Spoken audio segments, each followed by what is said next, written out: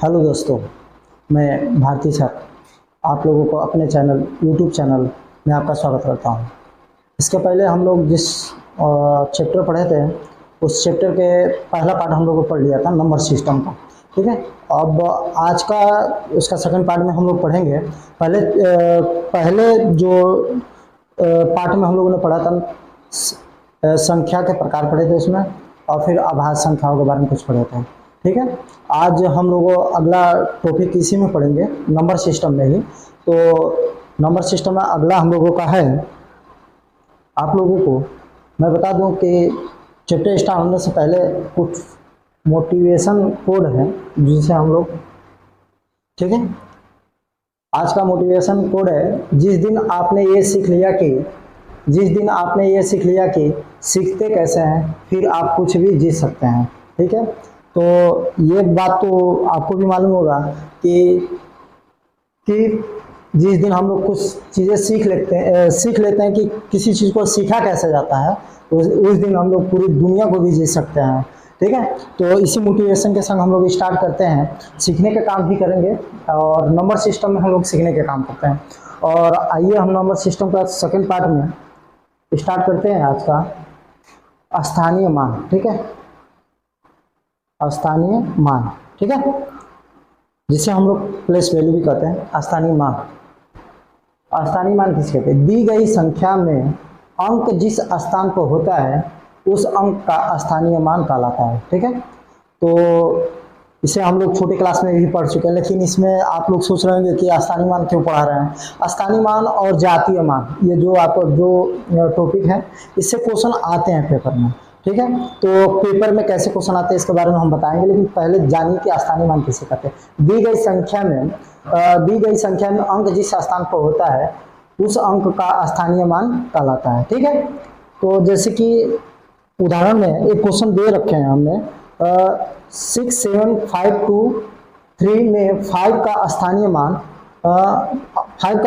मान और 6 का स्थानीय मान इतना दे रखा है। तो मतलब ये हमने जैसे एग्जाम्पल में बता रखे हैं, लेकिन स्थानीय मान यही होता है।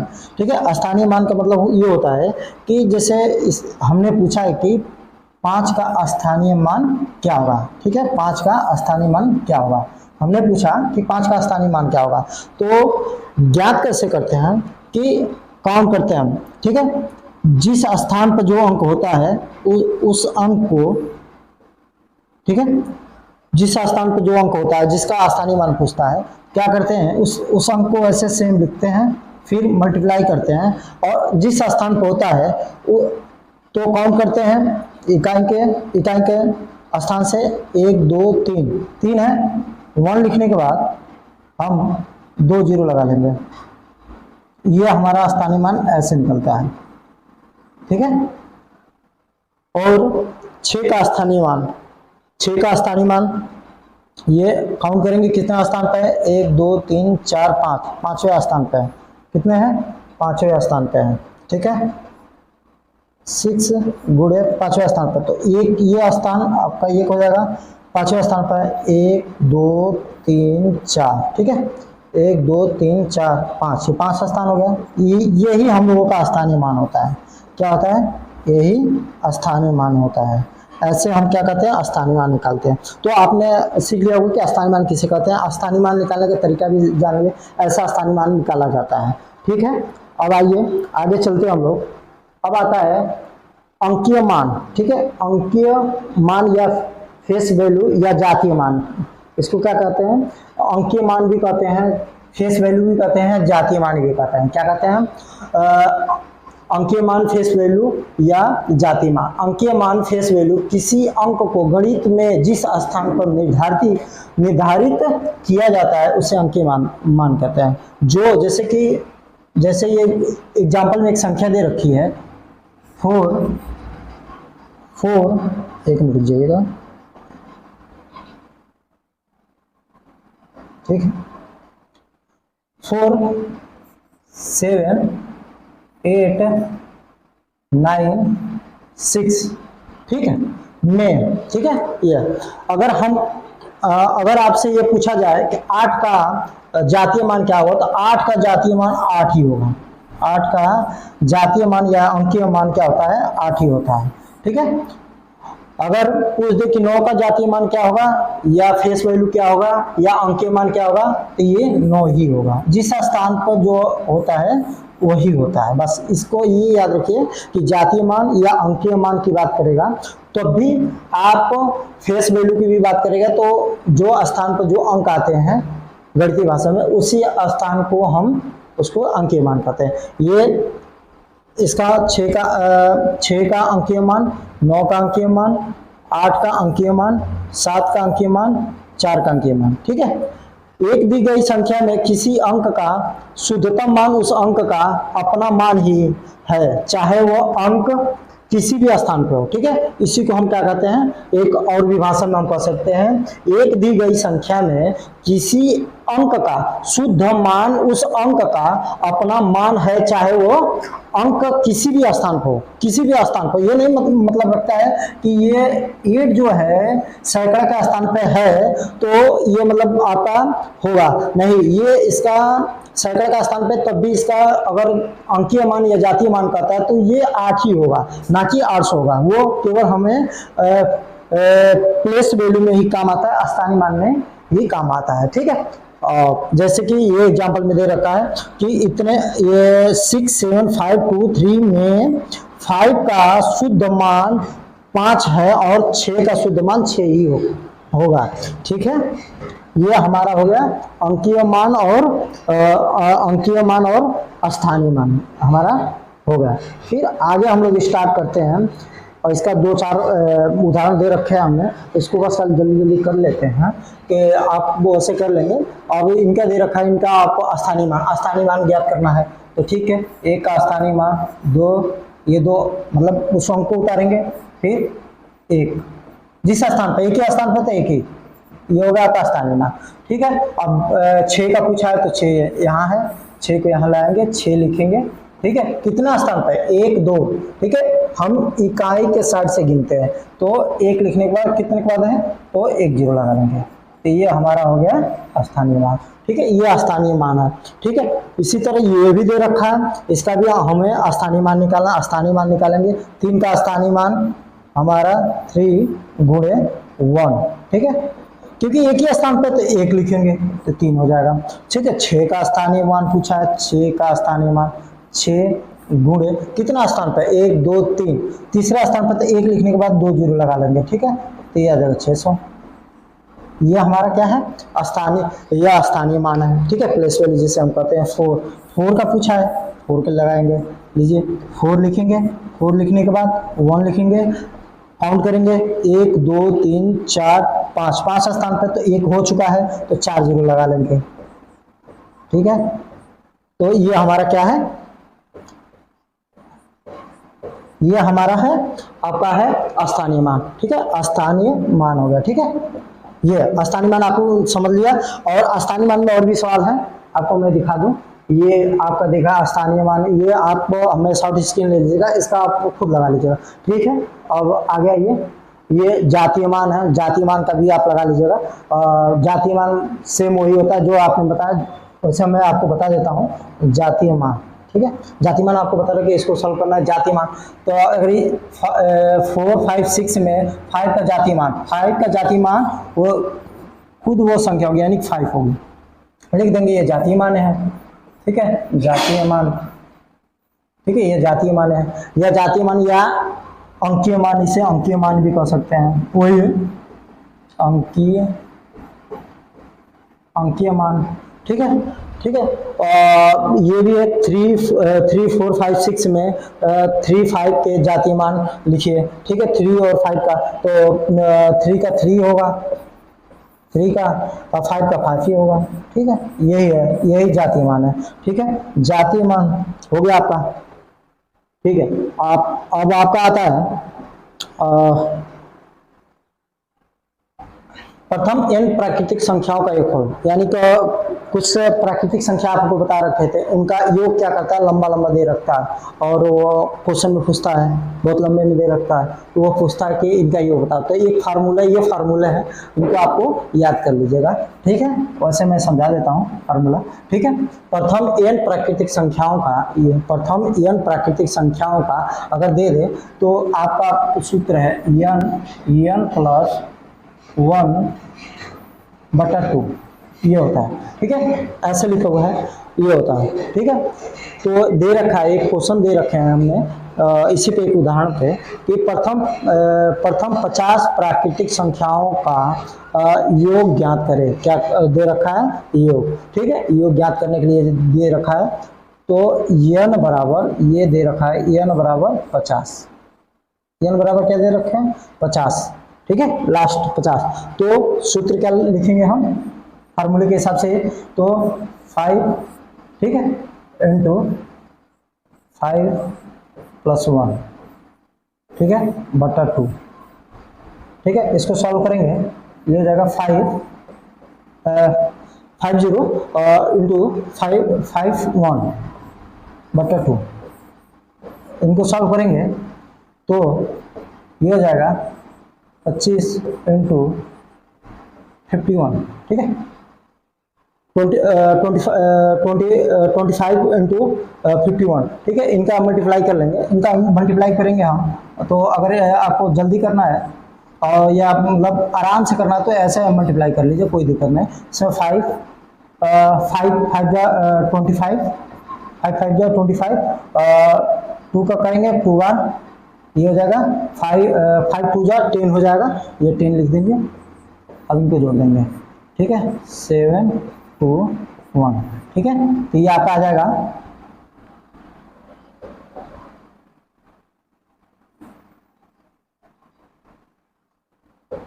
ठीक है, ये आपका हो जाएगा। जब इसका हम मल्टीप्लाई करेंगे 1275, कितना हो जाएगा 1275, ये हो जाएगा आपका। तो प्रथम n प्राकृतिक संख्याओं का योग क्या हो जाएगा 1275, ठीक है। एक और इसका विधि होता है लेकिन बहुत लेंदी होता है, जो हम आपको समझाने के लिए बस बता देते हैं। जैसे प्रथम की बात कर रहा है ना, तो हम कैसे करेंगे, देखिए, अगर सूत्र नहीं मालूम है तो, लेकिन क्या है, ये प्रोसेस लंबा हो जाता है, ये मैं केवल समझाने के लिए, मतलब प्रथम प्राकृतिक संख्याओं का योग ही पूछा है, तो हम क्या करेंगे 1 + 2 + 3 + 4 + 5 + 6 + 7 + 8 + 9 + 10, मतलब ऐसे जोड़ेंगे तब 50 तक हो जाएगा। मतलब ये करने का मतलब है, इसीलिए तो इस फार्मूले की जरूरत पड़ी है। तो ये जोड़ेंगे तो पूरा 50 तक जोड़ेंगे, तब जाकर 1275 आएगी। बस ये करने का मतलब है, ये बहुत लेंदी होता है। ये आपको कब जरूरत होगी, जैसे क्या कर दिया, छोटी चीजों में पूछ दिया, बता देते हैं आपको।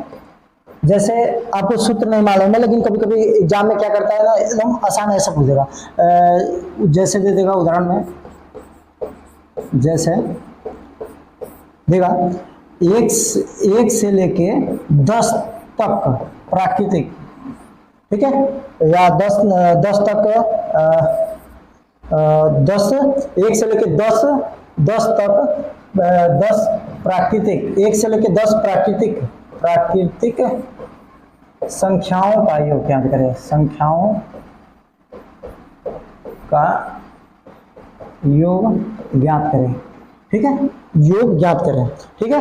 तो आप इसको जोड़ सकते हैं, तब भी निकल जाएगा। लेकिन अगर सूत्र लगा दें आप तो और जल्दी निकल जाएगा। 10, ठीक है, 10 + 1 बटा 2, ठीक है। करेंगे इसको 5 गुणे 11, ठीक है, गुणे करेंगे 55 आ जाएगा, कितना आ जाएगा 55, ठीक है। 10 तक संख्याओं का योग, प्राकृतिक संख्याओं का योग 55 हो जाएगा, ठीक है। अब आगे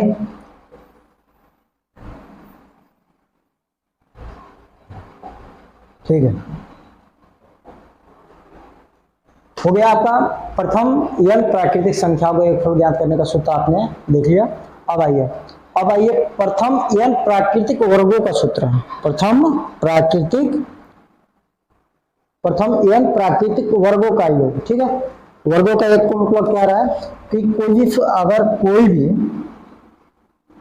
अगर कोई भी प्राकृतिक संख्या, जैसे 1 का स्क्वायर प्लस 2 का स्क्वायर प्लस 3 का स्क्वायर प्लस 4 का स्क्वायर प्लस 5 का स्क्वायर, ठीक है, ऐसे अनंत तक दिया रहा है, अनंत तक दिया रहा है, या मतलब कुछ स्थान तक पूछे तो उसके लिए सूत्र है, आपका सूत्र है n प्लस 1, ठीक है, 2n प्लस 1 बटा 6, ठीक है, ये सूत्र है। यही सूत्र ऐसे लिखा हुआ है, हमने आपको ऐसे लिखने का तरीका है, ठीक है, तो ऐसे होती है, ठीक है। अगर यही आपको क्वेश्चन पूछे कि जैसे पूछे कि 1 से लेके 10 तक प्राकृतिक वर्गों के संख्याओं का योग बताएं, क्या कहें, ठीक है, 1 से लेके 10 तक प्रथम या प्राकृतिक संख्याओं का योग बताएं, तो कैसे सूत्र क्या करेंगे, इसी सूत्र पर हमें लगाना है। लगे कैसे, प्रश्न अगर पूछ दे,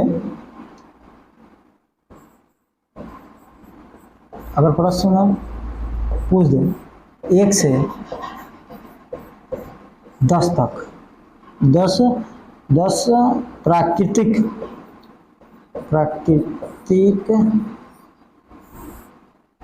प्राकृतिक संख्याओं के वर्गों का योग, क्या, संख्याओं के वर्गों का योग, क्या, वर्गों का योग, ठीक है, ज्ञात करें, ठीक है, पूछ दिया क्वेश्चन, तो ज्ञात करने के क्या है, ठीक है। अब यहाँ हम सूत्र लगाएंगे वही, यानी n बराबर कितना दे रखा है, 10, n वाला लास्ट, यानी कि उसको l भी कर सकते हैं, ठीक है, तो n बराबर कितना दे रखा है, 10।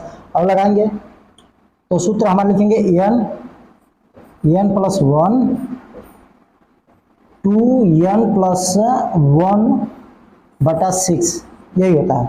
अब यहाँ हम इसी सूत्र पर लिख देंगे इसको, तो यह हो जाएगा 10 प्लस 1, ठीक है, यहाँ हो जाएगा 2 गुणे 10 प्लस 1 बटा 6, ठीक है,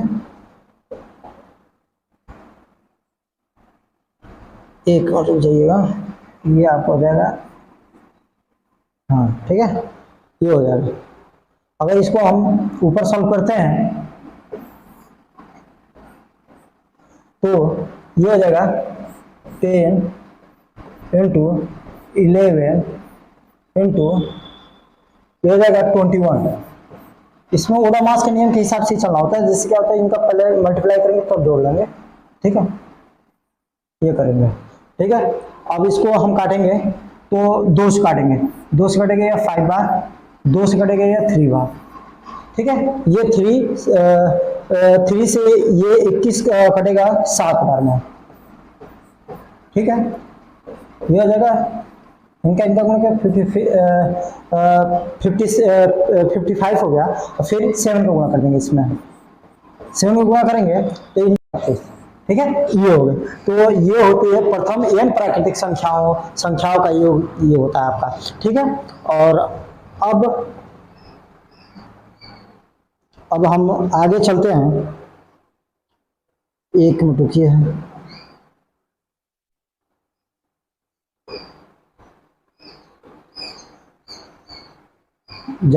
अंकीमान हो गया था हमारा, ठीक है, एक मिनट रुके रहिए, जातिमान भी हो गया था, ठीक है।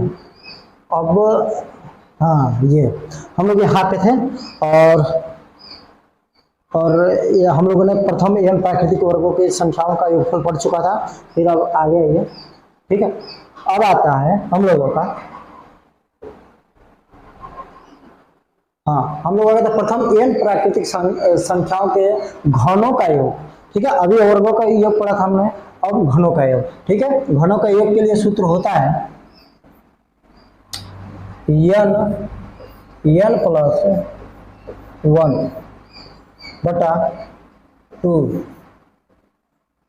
इसका क्या होता है होल स्क्वायर, ये होता है। ठीक है, क्या सूत्र होता है n प्लस n ब्रैकेट में होता है n प्लस 1 बटे 2 का होल स्क्वायर होता है। यही हमारा आता है प्रथम n प्राकृतिक संख्याओं का प्राकृतिक या प्राकृत संख्याओं का घनों का योग होता है, ये सूत्र है। ठीक है, अब पूछा है कि प्रथम 6 प्राकृत संख्याओं घनों का योग ज्ञात करें। ठीक है, तो कैसे ज्ञात करेंगे, इसी सूत्र में ज्ञात करेंगे। ठीक है, तो 6 पूछा है, तो n बराबर हमारा क्या हो जाएगा 6। ठीक है, जहां तक पूछेगा उसी संख्या को हम ले लेंगे। ठीक है, तो प्रथम 6 पूछा है तो 6 को ले लिए। ठीक है, तो ये हमारा हो जाएगा 6। ठीक है, 6 प्लस 1 बटा 2 का होल स्क्वायर। ठीक है, इसको सॉल्व करेंगे तो इनको जोड़ देंगे, ये जोड़ने के बाद ये हो जाएगा 7 बटा 2। ठीक है, तो ये आपका हम क्या करेंगे 6 और इनको जोड़ देंगे, क्योंकि ब्रैकेट का ही सॉल्व कर लेते हैं, तो ये हो जाएगा 7 बटे 2। ठीक है, अब इसको सॉल्व करेंगे तो ये कटेगा 3 बार में, ये कटेगा 3 बार में, तो ये देगा 3 गुणे 7 का स्क्वायर। ठीक है, स्क्वायर हो जाएगा। ठीक है, अब ब्लैक ले लेते हैं, थोड़ा सा दिक्कत आती है, तो ये आपका हो जाएगा 7 3 जा 21 का स्क्वायर करेंगे तो हो जाएगा आपका 21 गुणे 21 आपका हो जाएगा 441, ये हो जाएगा। ये आ गया 21 गुणे 21 का हम मल्टीप्लाई करेंगे तो आपका आ गया 441 आ जाएगा, 4041 आ जाएगा, आपका यही आंसर होगा। ठीक है, तो ठीक है, आपका आंसर ये आ गया 441। ठीक है, अब आइए प्रथम 6 प्राकृतिक संख्याओं घनों का योग आपने ये ज्ञात कर लिया। ठीक है, अब आगे आइए, आगे आपका प्रथम n सम प्राकृतिक संख्याओं का योगफल, प्रथम n सम प्राकृतिक संख्याओं का योगफल ज्ञात करने का सूत्र ये आपका होता है n प्लस 1, ये सूत्र होता है। ठीक है, तो इसको ज्ञात करने के लिए यहाँ दे रखा है प्रथम 6 सम संख्याओं का योग ज्ञात करें, तो सम 6। ठीक है, तो प्रथम 6 की बात क्या है, तो n बराबर हम क्या मान लेंगे 6, n बराबर क्या हो जाएगा 6। ठीक है, तो अभी इसमें रखेंगे 6 प्लस 1। ठीक है, सॉल्व करेंगे तो ये हो जाएगा 7 के 42, क्या हो जाएगा 7 के 42। ये है हमारा प्रथम 6 सम संख्याओं का योग ज्ञात करने का ये सूत्र है। ठीक है, अब हम लोग आगे चलते हैं। आगे आपका प्रथम n विषम संख्याओं का योग n स्क्वायर होता है या ज्ञात करते हैं। ज्ञात करने का तरीका हमारा यही होता है कि पहले हम ज्ञात करेंगे कि विषम संख्या कितनी होती है, तो उसी को हम n कहते हैं, n संख्या कहते हैं। ठीक है, उसी का केवल हम क्या कर देंगे स्क्वायर कर देंगे, तो ये हमारे क्या आ जाएगा कि प्रथम n विषम संख्याओं का योग ज्ञात हो जाएगा। ठीक है, तो अब इसी पे हमें एक ये सवाल दे रखे हैं एक उदाहरण में कि 1 से लेकर 70 तक की विषम संख्याओं का योग ज्ञात कीजिए। 1 से 70 तक की विषम संख्याओं का योग ज्ञात करें, तो 70 तक। ठीक है, तो हम ज्ञात करेंगे कि 1 से लेकर 70 के बीच में कितनी विषम संख्याएं होती है, तो 1 से लेकर 70 के बीच में कितनी विषम संख्याएं होती है 35।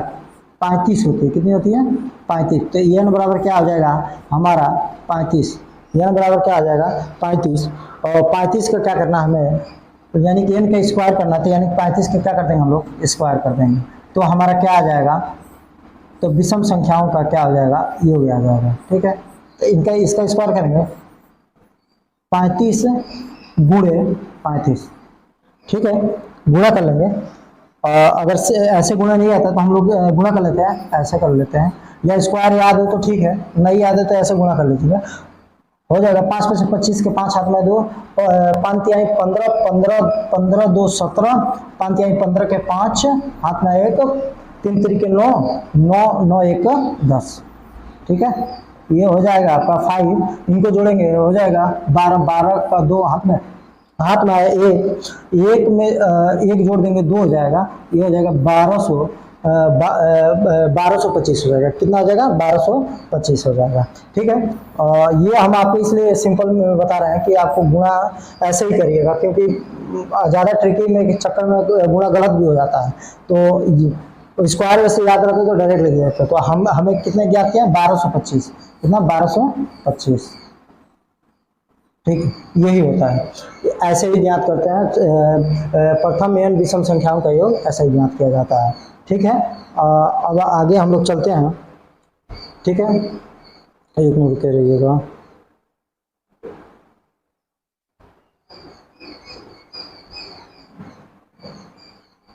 ठीक है, हाँ, अब आइए अगला हम लोगों का इसी में एक और टॉपिक को, छोटा सा एक और टॉपिक है उसको जोड़ रखा है। तो इसमें है आप इकाई अंक ज्ञात करने के लिए, ये भी पेपर में आता रहता है, बहुत बार आता है, इकाई अंक ज्ञात करना। ठीक है, पहले एक गुणनखंड पर आधारित होता है। ठीक है, एक गुणनखंड पर आधारित होता है, तो पहला हम लोग पढ़ेंगे गुणनखंड पर आधारित। सबसे पहले दी गई गुणनखंड पर आधारित प्रश्न में इकाई के अंक को चुनेंगे। क्या करेंगे, जो भी गुणनखंड दिया रहेगा उसके इकाई को अंक को क्या करेंगे हम लोग चुनेंगे, इकाई के अंकों को आपस में गुणा करेंगे। क्या करेंगे, इकाई के अंक को क्या करेंगे आपस में हम गुणा करेंगे। ठीक है, गुणनफल से प्राप्त इकाई का अंक ही हमेशा उत्तर होगा। ठीक है, इकाई के अंक से प्राप्त जो भी हम लोग गुणा करने पर जो प्राप्त होगा, तो वही इकाई का अंक ही हमारा उत्तर होगा। यदि गुणनफल में कोई भी इकाई का अंक 5 हो तथा अन्य कोई एक या अधिक अंक सम संख्या हो, तो उस प्रश्न का इकाई का अंक हमेशा क्या 0 होगा। कभी भी ये देखिएगा कि 5 और 2 का जब हम लोग गुणा करेंगे तो वो क्या होता है, ये जब अब आपस में जब ये हम 5 और 2 का आपस में गुणा करेंगे, ये हमेशा 0 देता है इकाई अंक में। कहीं भी आए तो ये लास्ट में कहीं कितना भी बड़ा अगर हमको फैक्टर दे रखा है गुणा करेंगे, आपका आदेश का इकाई का अंक, तो हमें बस ये इन दोनों को ढूंढना है। ये जैसे ही 5 और 2 मिल जाएंगे, वहाँ क्या हो जाएगा डायरेक्ट आंसर 0 हो जाएगा, तो इकाई का अंक क्या वहाँ क्या हो जाएगा 0 हो जाएगा। ठीक है, तो 0 हो जाएगा। ठीक है, इसमें दे रखा है कि इसका इकाई का अंक ज्ञात करें। तो कैसे ज्ञात करेंगे, क्या करेंगे, हम जो भी इकाई का अंक है पहले उनको आपस में गुणा करेंगे। 8 सत्ते 56, क्या होगा 8 सत्ते 56, केवल इकाई का अंक लेंगे, 8 सत्ते 56, यहाँ लिखेंगे 56, लिख दिए। फिर इस वाले इकाई के अंक, फिर इस वाले इकाई अंक को गुणा करेंगे, तो हो जाएगा, इनका गुणा करेंगे तो हो जाएगा 6 के 36, 6 × 6 का गुणा करेंगे तो क्या हो जाएगा 36, ये 36 आ गया। अब इसका इकाई अंक क्या हुआ, ये हमारा क्या आ जाएगा, यही है इकाई अंक 6, क्या हो जाएगा इकाई अंक क्या हो जाएगा हमारा 6, ये इकाई अंक क्या हो जाएगा 6।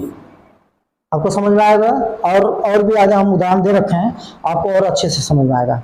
ठीक है, ठीक है, ये दे रखा है। ठीक है, इसमें इकाई के गुणनफल में क्या करना, हमें इकाई का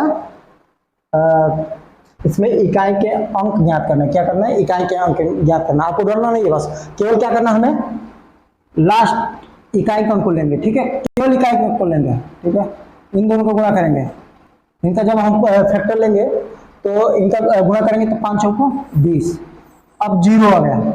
अब जब 0 आ जाता है तो किसी भी अंक में, ठीक है, कोई भी अंक हो, अगर जीरो से गुणा करते जाएं तो वो क्या हो जाएगा, जीरो ही देता जाएगा। तो ये लास्ट में इकाई अंक सब जीरो कर देगा, सबको ये क्या कर देगा, जीरो कर देगा। जितने इकाई के अंक होंगे जहां भी होंगे कितना भी होगा ये सबको जीरो कर देगा। इसीलिए इसका आंसर क्या हो जाएगा, जीरो हो जाएगा। इकाई का अंक इसका क्या हो जाएगा, इकाई का अंक यहाँ क्या हो जाएगा इसका, जीरो। ठीक है, जीरो होगा। ठीक है, इकाई का अंक क्या हो जाएगा, जीरो हो जाएगा। समझ में आ गया। जब हम जैसे ही पहले पे गुणा करिए तो 5 चौके 20 आ गया तो जीरो। किसी भी अंक में आप जीरो का गुणा करेंगे इकाई का अंक का, उसका मान क्या हो जाएगा, जीरो हो जाएगा। ठीक है, अभी इसका इसी तरह इस वाले को हम करते हैं। तो इनका जब हम गुणा करेंगे ये हो जाएगा 5 ने 5, इकाई का अंक का गुणा करना है। ठीक है, अब इसका तो काम हो गया। अब इसका जो 5 आया है अब इस वाले इकाई का अंक से गुणा करेंगे तो ये हो जाएगा आपका 15 का। अब इसका इकाई का अंक लेंगे, केवल इकाई का अंक ही लेना, जो भी परिणाम आता है उसका ही इकाई का अंक लेते हैं। अब इनका आपस में गुणा करेंगे तो 9 × 5 = 45, क्या हो जाएगा, 9 × 5 = 45। ठीक है, तो यहाँ आ गया 5, इसका इकाई का अंक क्या हो जाएगा, यहाँ लिख देंगे हम, इकाई का अंक यहाँ आ जाएगा इसका 5। समझ में आ गया, यही चीजें करना है। ठीक है, आगे इकाई का अंक। ठीक है, हाँ, अभी इसमें भी दे रखा है इकाई का अंक ज्ञात करना है। इकाई का अंक कैसे ज्ञात करेंगे, ठीक है, अब आपको ये नहीं डरना है कि ये माइनस दे रखा है, नहीं करना सेम उसी तरह है। ठीक है, पहले करेंगे इकाई का अंक का जहाँ गुणा है वहाँ गुणा कर लेंगे, ये 4 करने 4 हो जाएगा। फिर इसका हम करेंगे तो ये हो जाएगा आपका 8 × 16, 16 हो गया, 16 हो गया। ठीक है, अब इसका इकाई का अंक ले लेंगे, इसका इकाई का अंक ले लेंगे 6, ले लिया 6। ठीक है, इसके ये 4 है, ये 4 ले लेंगे। इसके आगे के एक दहाई अंक में 1 लेते हैं, इसके आगे के दहाई के अंक में क्या लेते हैं, 1 लेते हैं। ठीक है, जब भी ये संख्या देखेंगे ये इससे बड़ी, अगर ये वाली संख्या बड़ी हो ये छोटी हो तो इससे वाले अंक में क्या करते हैं, एक अंक को मतलब इकाई के इसके दहाई के अंक में 1 को लेके घटा लेंगे। घटाने के बाद जो माइनस का चिन्ह लगा दिए घटा देंगे इसको। 14 में से 6 जाएगा तो 8, इसका इकाई का अंक क्या आ जाएगा, 8 आ जाएगा। समझ में आया, ऐसे होता है। अब अगला इसी में हम आपको एक उदाहरण देकर और बता देते हैं, एग्जाम्पल एक और देख के हम आपको समझाने की कोशिश करेंगे कि 3 4 5 6 7 गुणे 3 7 8 4 3 प्लस 4 5 6 गुणे 2 4 गुणे 3 4 ये दे रखा हुआ है। ठीक है, अगर हमें इसका अगर हमें इकाई के अंक ज्ञात करना हो तो कैसे ज्ञात करेंगे, हम पहले इकाई वाले अंक को हम ले लेंगे, इकाई वाले अंक को ले लेंगे, इनका हम गुणा करेंगे तो ये हो जाएगा आपका, ये हो जाएगा 7 × 21। ठीक है, अब इनका करेंगे, ये होएगा आपका ये आपका हम गुणा करेंगे तो कितना हो जाएगा आपका, यह जगह 24, 6 में 4 का गुणा करेंगे 24 हो जाएगा। ठीक है, अब इसका इसमें गुणा करेंगे हम तो ये हो जाएगा आपका 4 में गुणा करेंगे तो ये हो जाएगा आपका, ठीक है, 16, 4 में 4 का गुणा करेंगे 16। ठीक है, तो ये वाला अंक को हम ले लेंगे। ठीक है, और इस वाले अंक में हम क्या करेंगे, जोड़ देंगे, यहाँ प्लस का चिन्ह लगा हुआ है ना, यहाँ प्लस 6 इकाई वाले अंक को लेकर जोड़ेंगे। ठीक है, क्योंकि घटाना होता तो ये बड़ी वाली अंक लेकर घटा लेते, लेकिन ये वो है तो इसको क्या करेंगे, केवल जोड़ना है ना, तो ये इकाई अंक को जोड़ देंगे तो ये आ जाएगा हमारा इकाई अंक, इसमें क्या आ जाएगा 7 आ जाएगा। ठीक है, ऐसे लगते हैं इकाई अंक। ठीक है, अब आगे आ जाइए आप, अब आते हैं, अब आता है घात पर आधारित इकाई के अंक, ये भी सवाल में आते हैं तो इसको भी मैं आपको बता देता हूँ जल्दी। देखिए, यदि किसी संख्या में अंतिम का अंक इकाई का अंक 0 1 5 6 हो तो उसका इकाई का अंक वही रहेगा। इस बात को ध्यान दीजिएगा कि अगर किसी भी अंक, कोई भी अंक दिया हो, बड़ा दिया हो, अगर उसके इकाई के अंक में 0, 1, 5, 6 हो तो उसका इकाई का अंक वही होगा, भले उसके ऊपर कितना भी घात बड़ा हो, सम हो, विषम हो, कुछ भी हो, तो उसका मान क्या आएगा हमारा, हमेशा वही आएगा 0, 1, 5, 6। ठीक है, अब आगे जैसे कि उदाहरण में जैसे ये दे रखा है हमने 6 गुणे 6, इसका गुणा करेंगे ये 36, फिर 6 का गुणा कर देंगे, ये भी क्या आ जाएगा 36। ठीक है, फिर मतलब ये इकाई का अंक मैं बता रहा हूँ। ठीक है, तो ये जितना भी हम करेंगे 6 में 6 वही आएगा, वही बार बार रिपीट करेगा। तो इसीलिए 0, 1, 5, 6 जब भी इकाई का अंक हो तो ये कभी भी क्या पूछे कि इनका इकाई का अंक बताइए, तो ये क्या होगा, वही होगा इकाई का अंक। ठीक है, अब ठीक है, यदि किसी संख्या का अंतिम अंक 2, 3, 7, 8 हो तो इनका इकाई का अंक निकालने के लिए उनके घात में 4 से भाग देते हैं। किससे भाग देते हैं, 4 से, उनके घात में 4 से भाग देते हैं। यदि किसी संख्या का अंतिम अंक 4 और 9 हो तो इनका इकाई का अंक इस प्रकार से निकालते हैं कि यदि घात सम हो तो इकाई का अंक 6 तथा 1 होगा। ठीक है, यदि घात विषम है तो 4 और 6 ही होगा। ठीक है, आगे अभी मैं आपको उदाहरण में समझाऊंगा, तो ये तो वैसे है, अब मैं आपको उदाहरण में समझाऊंगा। ठीक है, अब ये देखिए इनका, अगर मैं इसका इकाई का अंक अगर आएगा पेपर में दे दे, पेपर में ऐसे ही देता है, ये दे दिया और पूछ दिया कि इसका इकाई का अंक ज्ञात करें, तो ये अब अगर जीरो के अगर ये 0 ही मान ले तो ये 0 अगर इकाई में 0 पे कई बार 17 बार भी इकाई का अंक 0 से गुणा करेंगे तो इसका मान क्या होगा, 0 ही होगा। बस ये कहने का मतलब है। तो मेरे कहने का मतलब ये है कि ये इकाई का अंक की बात कर रहा है, इसका कितना बार भी हम गुणा करेंगे उसके घात जितना घात दिया उसके के ऊपर भी, तब भी हमारा मान क्या आएगा, 0 ही आएगा। इसीलिए तो हमने बताया कि 0, 1, 5 और 6 इनके ऊपर कोई भी हो उनका मान सेम होगा जो दिया हुआ है। ठीक है, जैसे 3, 4, 1, 3, 4, 1 अगर इनका इकाई का अंक कह दे तो क्या होगा, इनके ऊपर भी अगर कोई भी घात दिया हो तो अगर ये 1 है, 1 में 1 का गुणा करेंगे, 1 में 1 का गुणा करेंगे, 1 में 1 की ये घात, ये इकाई की घात की वो नंबर की बात कर रहा हूँ मैं, ये जितने हैं सब इकाई। जैसे मैंने 3, 4 देखिएगा ध्यान से, 3, 4, 1, 3, 4, 1 गुणे 3, 4, 1, या ये 29 बार लिखूंगा। कितने बार, 29 बार। इनका अगर 1 में गुणा करूं, जैसे ये इकाई के अंक को, ये इस इकाई के अंक को इस इकाई के अंक में, फिर इस इकाई के अंक में, तो इसका मान क्या आएगा हमारा, 1 ही होगा।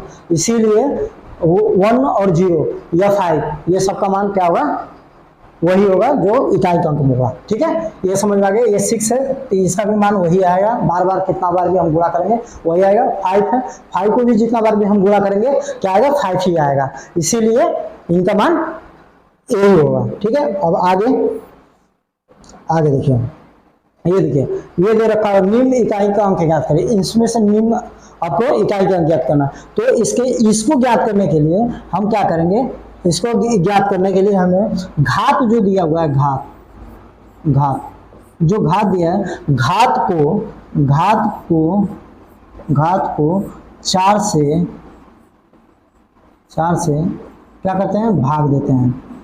ठीक है, याद कर लीजिएगा, बस तुम वो नहीं है, छोड़ हुआ है, क्योंकि 4 की घात के बाद कोई और घात नहीं आता, इसीलिए क्या कहते हैं, घात को 4 से भाग देते हैं। तो 4 देते हैं, 4 से भाग देंगे और जो शेषफल आएगा उसी को लगाकर बस हमें करना होता है। तो यहाँ 126 दे रखा है, 126 4 से भाग देंगे तो ये कटेगा 3 बार में, फिर 6 ये जाएगा 1 बार में, तो ये शेष बचेगा यहाँ 2। कितना बचेगा, शेष यहाँ 2 बचा है। ठीक है, तो 2 बचा हुआ है, तो हम 174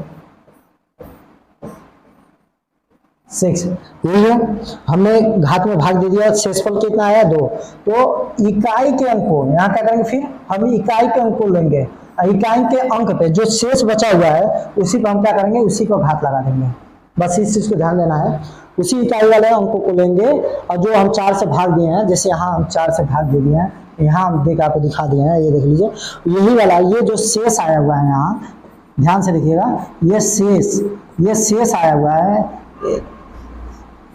ये शेष ये 2 शेष आया हुआ है। इसी शेष को हम इसके इकाई के अंक पर लगा के हम क्या कर देंगे, गुणा कर देंगे। 4 गुणे 4 ये हो जाएगा 16। इसका इकाई का अंक क्या आ जाएगा, 6 आ जाएगा।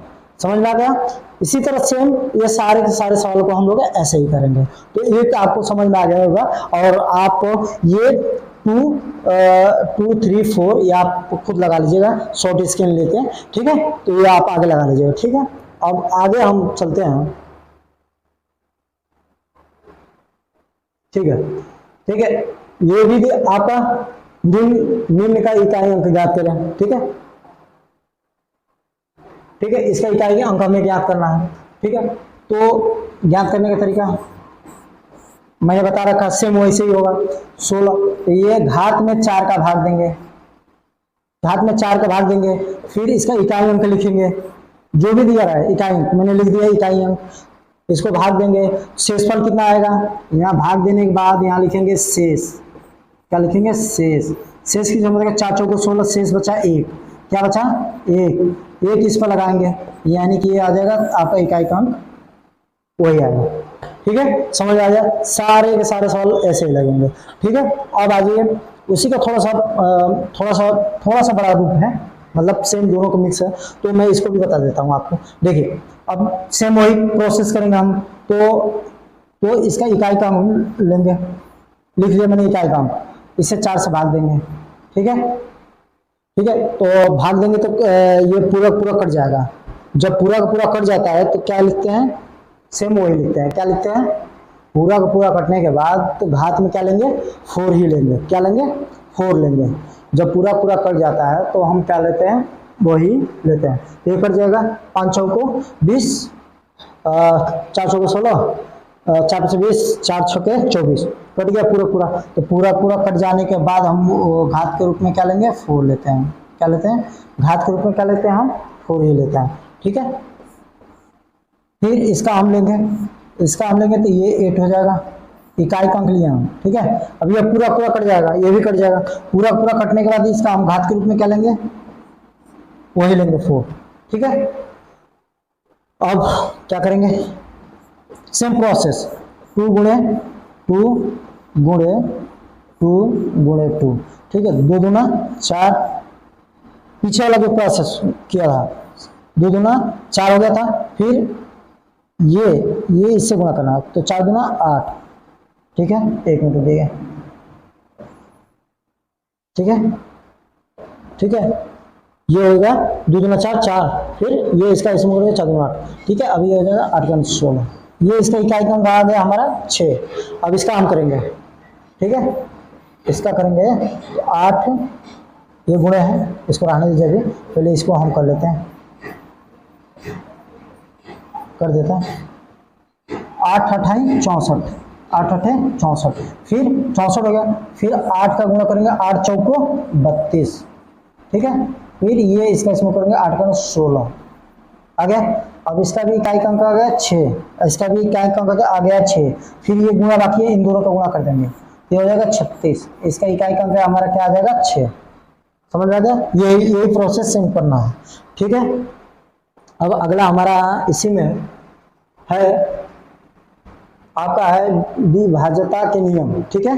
क्या है विभाज्यता का नियम, क्या है विभाज्यता का नियम, जैसे विभाज्यता का नियम किसे, ये टॉपिक, इस टॉपिक पर भी बहुत ज़्यादा सवाल आते हैं पेपर में, तो आप इसको वो करिए, मैं आपको बताता हूँ विभाज्यता के नियम। विभाज्यता के नियम उन विधियों को कहा जाता है जिससे पता चलता है कि कोई भी संख्या किसी अन्य संख्या से पूरी तरह से विभाजित हो सकती है या नहीं हो सकती है।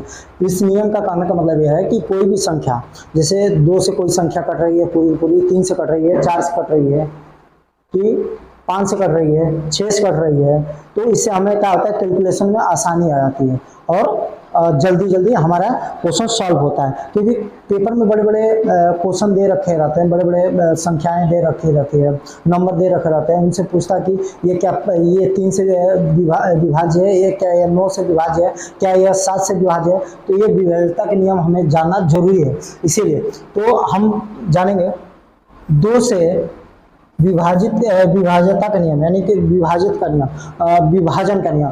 प्रत्येक सम संख्याएं 2 से विभाजित हो जाती है। अन्य शब्दों में प्रत्येक सम संख्याएं 2 से विभाजित होती है। कहने का मतलब है जो भी सम संख्या होगी वो क्या होगी, 2 से विभाजित हो जाएगी। कहने का मतलब है अन्य शब्दों में जिस संख्या का इकाई अंक 0, 2, 4, 6, 8 हो वो संख्या क्या होगी, 2 से पूर्णतः विभाजित हो जाएगी।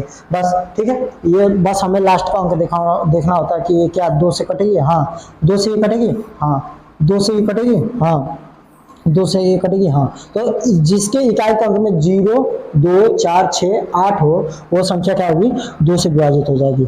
ठीक है, आगे हम चलते हैं। ठीक है, इसी के टॉपिक में अब आ गया हमारा तीसरा, 3 से विभाजित का नियम। ठीक है, विभाजित का नियम, जिस संख्या के सभी अंकों का योग 3 से विभाजित हो जाता है उसे उस संख्या को हम 3 से विभाजितता का नियम कहते हैं। जैसे ये जैसे दे रखा है, मैंने दे रखा है इस क्वेश्चन को, तो ये दे रखा है 6, 5, 1, 7, 5। अगर इनका योग, इन संख्याओं का योग अगर 3 से कट जाए तो ये क्या होगी, पूरी संख्या 3 से कट जाएगी। तो जोड़ लेते हैं, ये जगह 11, 6, 5, 11, 11, 1, 12, 12, 7, 19, 19 और 5, 24, क्या हो जाएगा, 24। ये क्या हो जाएगा, 3 से कट जाएगा। ये क्या हो जाएगा, 3 से 8 तरीके 24। ये इस संख्या को पूरी तरह से काट दिया तो ये क्या हो जाएगी, ये यानी ये संख्या 3 से पूर्व विभाजित हो जाएगी। अगर पेपर में आता है तो आपको कैसे तेजी से देखना है, तो ऐसे देखिएगा, ये 3 से कट गई, पूरी कट गई। ठीक है, 5, 1, 6, पूरी कट गई। ठीक है, इसको काटेंगे तो 1 बच जाएगा, इसमें 1 जोड़ के 6 कर देंगे, ये पूरी संख्या ऐसे कट जाएगी। तो तेजी से देखने के लिए पेपर में क्या करेंगे, जोड़ने की जरूरत नहीं है, पेपर में जोड़ने की जरूरत नहीं है। जैसे आपको इसको देखना है, कि ये क्या 3 से विभाजित है, तो कैसे देखेंगे, पहले जो कटता है तुरंत 3 से ये काट दिया। ठीक है, 3 से ये काट दिया। ठीक है, इसको 3 से काटे लेकिन 1 बचा हुआ है, 3 से इसको काटे 1 बचा है, 1 इसमें जोड़ देंगे तो 9 हो जाएगा, 9 से ये पूरा कट जाएगा, कटेगा।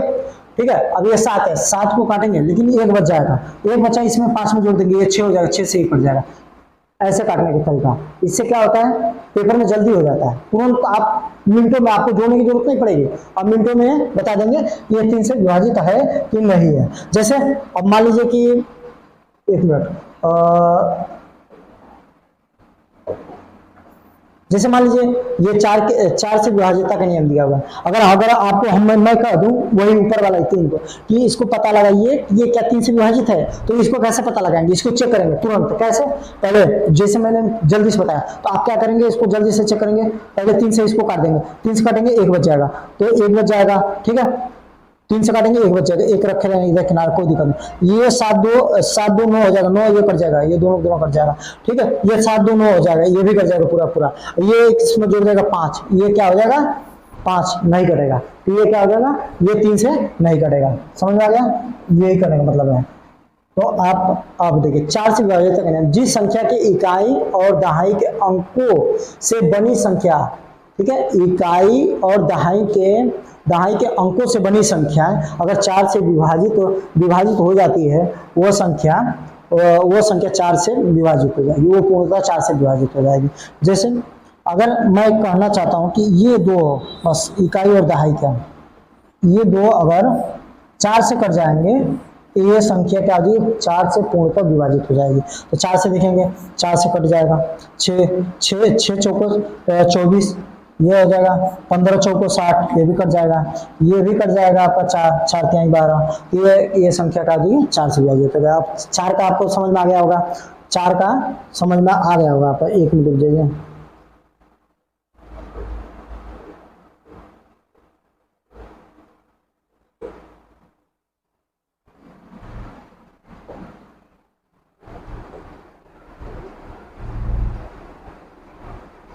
एक मिनट,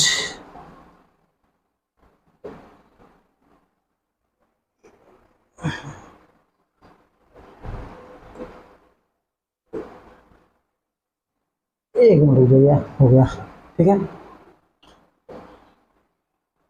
इकाई का अंक, ठीक है, विभाज्यता क्रम दो से हो गया था, 3 से हो गया था, 4 से हो गया था, अब हम आपको बता रहे हैं 5 से, ठीक है। 5 से तो वो आसान होता है, 5 से विभाज्यता का नियम, जिस संख्या के इकाई का अंक 0 या 5 से वो संख्या का आ जाएगी 5 से, ये 0 है, ये भी 5 कर जाएगी, ये भी 5 है, 5 कर जाएगी बस, ठीक है। अब 6 से विभाज्यता का नियम, जो संख्या 2 और 3 से विभाजित हो वो संख्या 6 से विभाजित हो जाएगी। तो मैंने आपको बताया भी, तो 2 का क्या कहता है, तो 2 से ये भी कट जाएगा, 2 से ये भी कट जाएगा, तो ये तो कंफर्म हो गया कि ये 2 से जा रहा है, ये तो कंफर्म हो गया कि ये दोनों संख्याएं किससे जा रही है, 2 से कट रही है, ये संख्याएं दोनों संख्याएं 2 से कट रही है। अब हमें चेक करना है कि ये संख्याएं क्या 3 से विभाजित हो रही है, तभी जाके ये 6 से विभाजित होगी, तभी जाके ये 6 से विभाजित होगी, ठीक है, 6 से विभाजित होगी। तो चेक कर लेते हैं कि 6 से 3 से विभाजित हो कि नहीं, तो काटेंगे डायरेक्ट, देखिए ये 3 से कट गया, ठीक है, 3 से कट गया, एक इसको इसमें जोड़ देंगे, ये कट गया, ये 7 हो जाएगा, एक बचेगा, एक इसमें जोड़ देंगे, ये कट जाएगा, ठीक है, 2 इसमें, ठीक है, तो नहीं कट रहा है, ठीक है। एक बार और चेक कर लेते हैं कंफर्म के लिए, या जोड़ के हम चेक कर लेते हैं कि ये क्या 3 से पूरी कट रही है कि नहीं, ठीक है, जोड़ के देख लेते हैं, ठीक है। हम जोड़ देते हैं, इनको जोड़ेंगे, ये हो जाएगा 10 12 10 12 12 14 14 6 20 14 6 20 14 6 20, तो ये संख्याएं क्या है, 6 से विभाजित नहीं है, ये संख्या 6 से विभाजित नहीं है, क्या है, ये संख्या 6 से विभाजित नहीं है, ये वाली संख्या क्या है, एग्जाम्पल में ये गलत आ गया है, ये 6 से विभाजित नहीं है, क्योंकि ये केवल 2 से कट रहा है, 3 से नहीं कट रहा है। अब इसको भी चेक कर लेते हैं, अगर ये भी नहीं होगा तो मैं आपको बताता हूँ, ठीक है। तो ये तो 2 से तो विभाजित है, 3 से चेक करना है कि है कि नहीं है, तो चेक करेंगे इसको, ठीक है, चेक करते हैं। तो ये कट जाएगा आपका, डायरेक्ट 3 से काट दिया, फिर ये 8 1 9 ये कट जाएगा, ये 3 से कट जाएगा, ठीक है, 3 से 3 गुना 6 कट गया, यानी कि ये जो बस केवल ये संख्या है, जो केवल संख्या है, ये वाली, ये क्या है, ये 6 से विभाजित है, यानी कि ये 2 और 3 से भी विभाजित है, तभी जाके ये 6 से विभाजित है, 2 और 3 से विभाजित है, इसीलिए ये 6 से भी विभाजित है, ठीक है। तो 6 का समझ में आ गया, जो संख्या 2 और 3 से विभाजित हो, जो संख्या 2 और 3 से विभाजित हो, वो संख्या 6 से विभाजित होगी, ठीक है। आगे हम चलते हैं,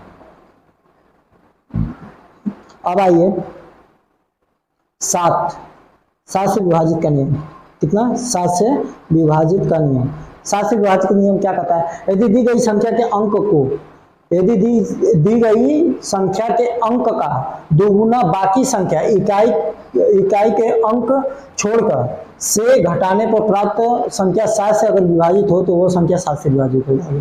तो आपको समझ में नहीं आएगा, मैं समझाने की कोशिश करता हूँ। जैसे कि एग्जाम्पल में दे रखा है, एग्जाम्पल में मैंने दे रखा है, यहाँ पर देखिएगा, आपको दे रखा 3 4 3, ये क्या 7 से मतलब विभाजित है कि नहीं, तो क्या करेंगे, इकाई वाले अंक को क्या करेंगे हम, बस केवल इकाई वाले अंकों को क्या करना है, हमें इकाई वाले अंकों को दुगुना करना है, क्या करना है, दुगुना, यानी गुणा कर देंगे, और बाकी शेष वाले संख्या को घटा देंगे, शेष वाली संख्या को घटा देंगे, ठीक है।